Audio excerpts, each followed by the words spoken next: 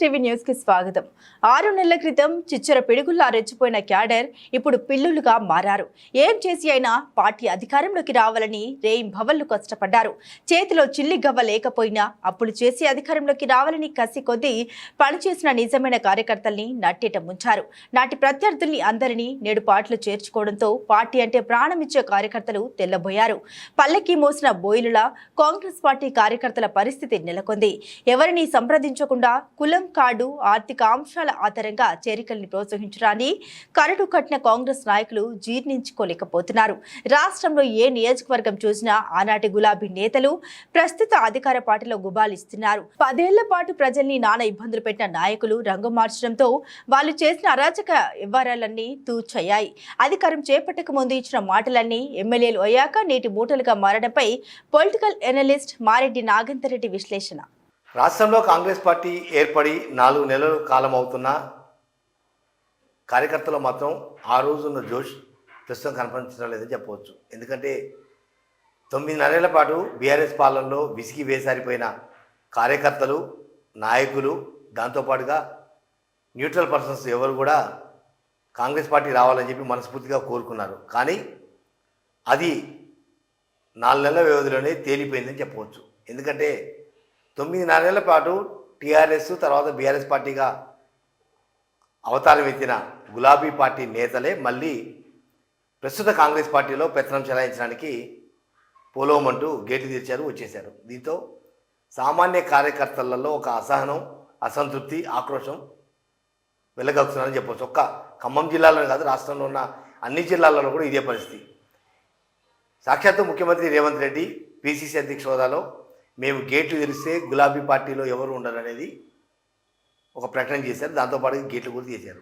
కానీ ఈ గేట్లు తెరిచినప్పుడు అసలు వచ్చే కార్యకర్తలు, నాయకులు ఏ స్థాయి వాళ్ళు గతంలో గులాబీ పార్టీలో ఎలాంటి దందాలు చేశారు, ఎలాంటి భూ ఆక్రమణలు పాల్పడ్డారు, లేదా ఎలా కాంగ్రెస్ కార్యకర్తల నాయకులు వేధించారు, ఇవేమీ లేకుండా ఒక గొర్రెల మందం తోలినట్టుగా, గొర్రెల మంది వచ్చినట్టుగా ఎవరు వస్తే వాళ్ళకు కండాలు కప్పేసి జై కాంగ్రెస్, జై కాంగ్రెస్ అంటూ చాలా చీప్గా కాంగ్రెస్ పార్టీ తయారైందని కూడా చెప్పవచ్చు. ఎందుకంటే ఎన్నికల ముందు, ఎన్నికల తర్వాత ప్రతి నాయకుడు, గెలిచిన ప్రతి ఎమ్మెల్యే, ప్రతి మంత్రి కూడా ఒక స్లోగన్ ఇచ్చారు: కాంగ్రెస్ పార్టీని ఇబ్బంది పెట్టిన ఏ కార్యకర్తను వదలబోము, ప్రభుత్వానికి నష్టం చేసిన ఏ వ్యక్తిని కూడా వదలబోము, వాళ్ళని నిలబెడతాము, అవసరమైతే వాళ్ళు ఆక్రమించుకున్న ఆస్తుల్ని మళ్ళీ తిరిగి ప్రభుత్వం స్వాధీనం చేసుకుంటుంది అనే ఒక బలమైన ప్రకటనలు చేసిన కొద్ది రోజుల వ్యవధిలోనే అవన్నీ పటాపంచలు చేస్తూ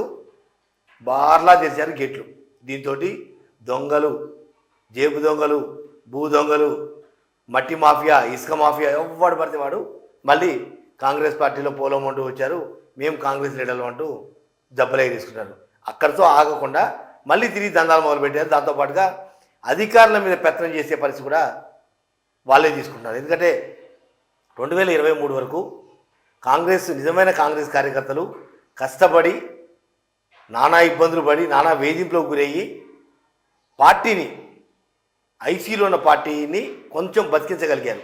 ఆ తర్వాత బీఆర్ఎస్ పార్టీ మీద ఉన్న వ్యతిరేకత, కాంగ్రెస్ కార్యకర్తల బలము లేదా వాళ్ళ కసి, ఇవన్నీ దాంతోపాటుగా న్యూట్రల్ పర్సన్స్ ఓటు, ఇవన్నీ కలిపి కాంగ్రెస్ పార్టీ అధికారంలోకి వచ్చింది. తీరా అధికారంలోకి వచ్చి ఒక ప్రశాంతమైన వాతావరణం, ఇక ఒక పద్ధతిగా కాంగ్రెస్ పాలన కొనసాగుతుంది అనుకున్న తరుణంలో గతంలో బీఆర్ఎస్ పార్టీలో ఉండి భూదందాలు చేసిన వాళ్ళు, భూ ఆక్రమణలో పాల్పడ్డోళ్ళు, బెదిరింపులు పాల్పడ్డోళ్ళు, వడ్డీ వ్యాపారాలు రకరకాలుగా వ్యవహరించిన వాళ్ళు, మట్టి మాఫియా, ఇసుక మాఫియా, అసలు మాఫియాకి సంబంధించి ప్రతిదీ కూడా కేర్ ఆఫ్ అడ్రస్ గతంలో గులాబీ పార్టీలో కొంతమంది నేతలు వ్యవహరించారు.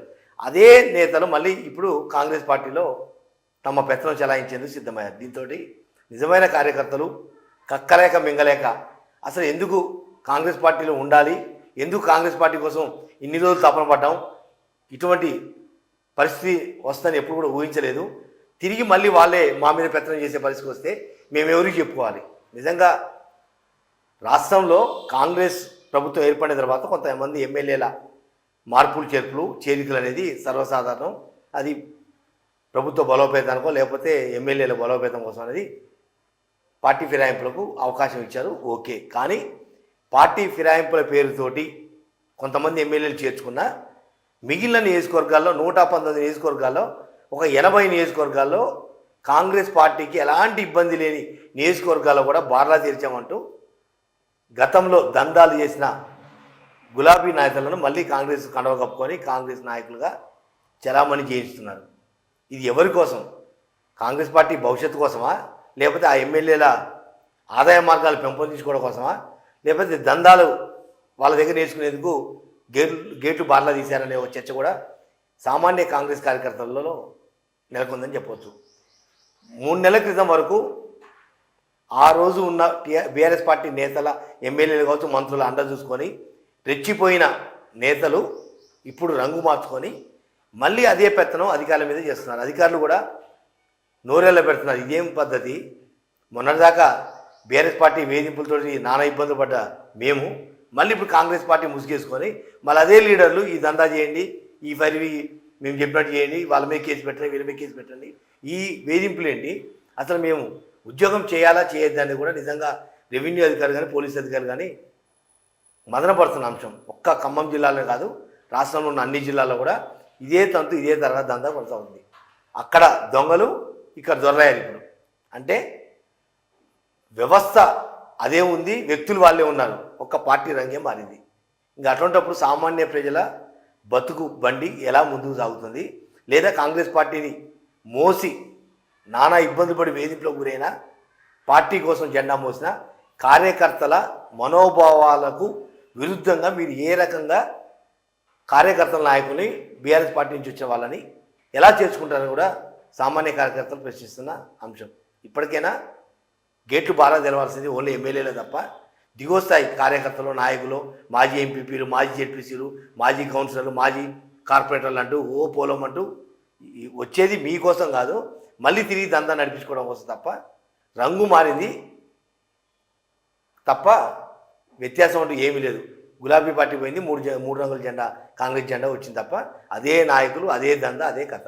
ఇప్పటికైనా ఎమ్మెల్యేలు వాస్తవాంశాలను పరిశీలించి కార్యకర్తల మనోభావాల్ని పరిగణలో తీసుకొని గ్రామస్థాయి నాయకులు కానీ, మండల స్థాయి నాయకులు కానీ, లేదా నియోజకవర్గ స్థాయి నేతలు కానీ ఫలానా వ్యక్తులు చేర్పించుకుంటే మంచిదా కాదా, వీళ్ళ వల్ల లాభమా నష్టమా, వీళ్ళు గతంలో దందాలు చేశారా చేయలేదా, లేదా ఏదైనా అక్రమ కేసులు ఇరికిచ్చే ప్రయత్నం చేశారా, ఇవన్నీ కూడా క్రోడీకరించుకొని ఒక మంచి పరిణామం కాంగ్రెస్ పార్టీలో తీసుకోవాల్సిన బాధ్యత సంబంధిత ఎమ్మెల్యేలు, మంత్రుల మీద ఉంది. అదే తప్ప మళ్ళీ బార్లా గేట్లు తెచ్చాము, గులాబీ పార్టీ లేకుండా చేస్తామంటే మీరు కూడా మళ్ళీ కార్ లెక్క ఓవర్లోడ్ అయిపోయి పూర్తిగా చెయ్యే కనుమరుగే పరిస్థితి ఉంటుంది. కాబట్టి తస్మాత్ జాగ్రత్త.